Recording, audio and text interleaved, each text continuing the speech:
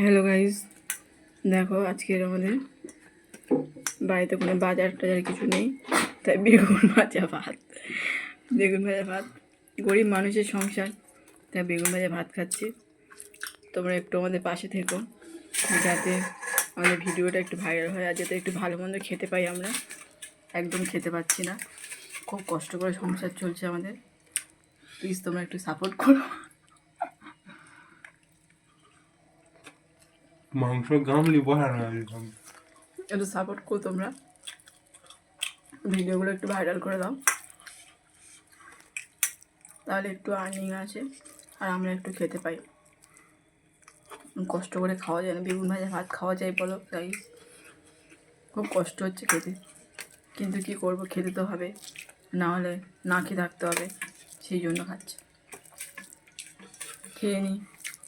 দেখো তোমাদেরকে দেখাচ্ছি বেগুন ভাজা আর ভাত খাচ্ছে, দেখো শুধু বেগুন ভাজা আর ভাত।